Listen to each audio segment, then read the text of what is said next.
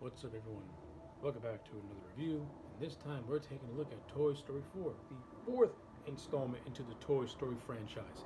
I'm going to try and do my best to make this review as short as I possibly can.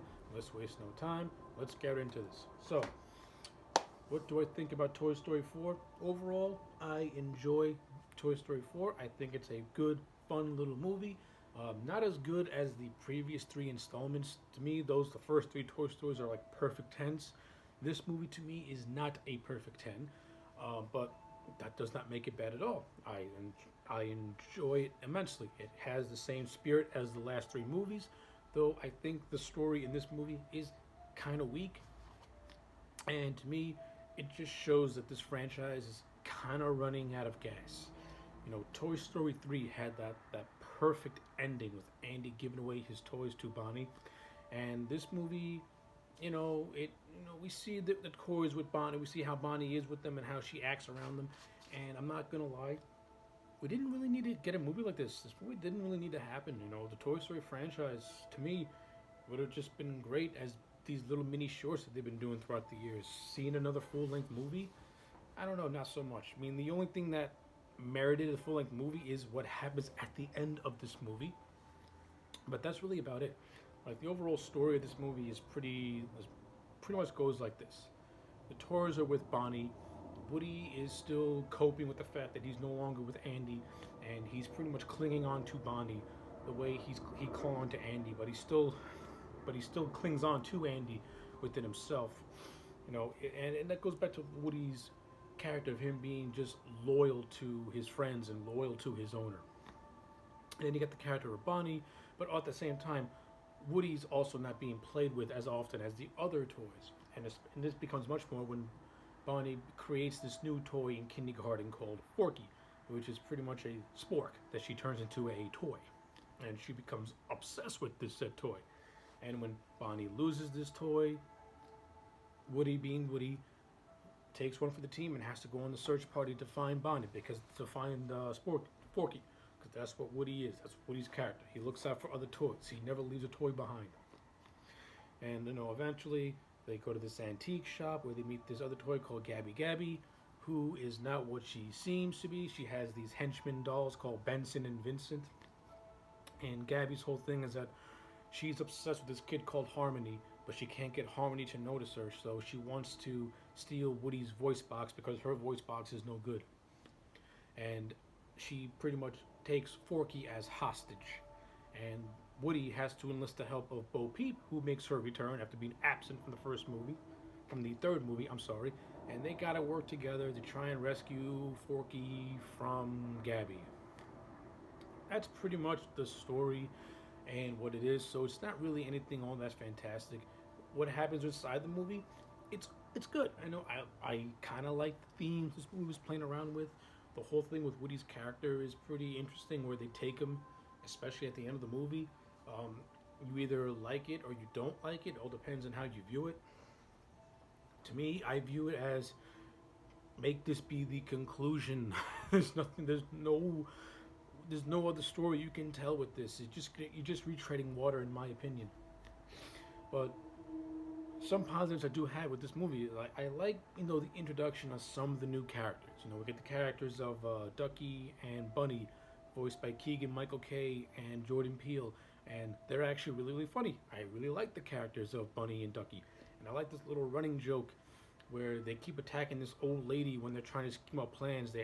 Every plan they devise has them attacking this old lady and grabbing her keys, which I think is actually pretty funny and pretty hilarious.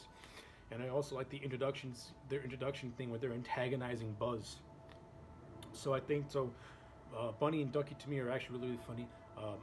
Duke Kaboom is probably my favorite of all the new characters. Duke Kaboom is voiced by Keanu Reeves, and the Duke Kaboom character is hilarious. I like how the movie hints that he and Bo had a little bit of a thing going on, which I thought was actually pretty funny. Toys and love, it's great. I mean, come on, this movie kind of extends upon the Woody and Bo relationship as well. So that's a positive for it as well. Like I said, my big negatives gotta be the character of Gabby. I don't know why this movie felt the need to do this character of Gabby. I mean, she's not evil in a way. I mean, yeah, she wants the voice box for her own personal gain, And at the end of the movie, Woody kind of makes a deal with her to kind of give her give her his voice box so that she can let Forky free, which she eventually does. And he could have saved a lot of time if this was a short. To me, this movie felt like a 25-minute short that was stretched really, really long. And like I said, a movie like this did not really need to be stretched out this long because it doesn't. It kind of struggles It kind of struggles to find its placement, in a way. Like this movie's trying really hard to justify its existence, and to me, it's not really justifying the existence because it's not really telling a captivating story.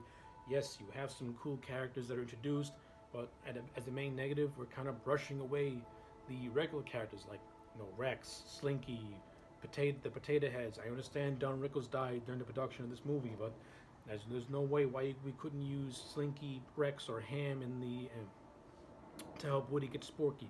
They're pretty much just there as background. Same with Jesse and Bullseye. They're just there as background. I mean, yes, Buzz helps out, but where's the rest? It's just the Woody and Buzz show for most of the movie, which is cool for me because I like Woody and Buzz, but I also like Rex and I also like Ham.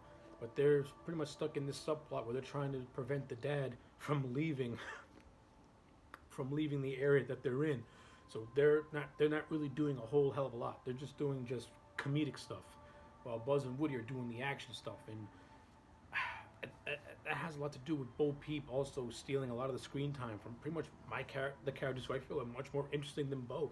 I mean, I don't hate Bo Peep in this movie, but I don't really buy her as this whole Rambo thing, where in the first movie she was kind of more like the voice of reason. In this, she's like a free-spirited fighter. The whole thing of her being a lost toy and her loving it. And Woody himself also being lost, and at the end he kind of finds his home when he decides not to join the gang with the Go Pawnee. He decides to run free with Bo.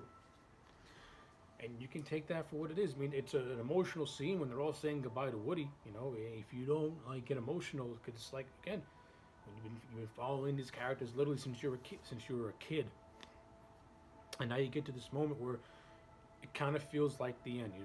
Woody is no longer going to be part of the game. There's nothing really more you can do. So, me personally, if this is the concluding chapter of Toy Story 4, then the ending for me works. But if you do another movie out of it, then you're kind of just ruining this ending. Just like to me, by this movie being made, you kind of ruined the ending of Toy Story 3, which had a definitive ending as well. So you pretty much got two definitive endings to this franchise, and they still found a way to force a story for this one. Again, it's not horrible, it's nothing bad, I do like it, but it's just, to me, this movie really tries really hard to justify its existence, and it doesn't really work. But again, this movie does have some good things in it. You do got good characters. The voice acting is good. I also like the little prologue, which sees Bo Peep get lost, and we also get a cameo by RC, who also gets lost. But we get an explanation as to why RC wasn't in Toy Story 3, and also why Bo Peep weren't in Toy Story 3. The prologue of this movie explains that, so that's pretty cool. I like it. Everything else, the whole story as a whole, it's whatever. The character of Forky is okay. The stuff with Gabby is not horrible, but it's really stretched out. Her whole thing of wanting to get this voice box to her for a kid to notice her is whatever.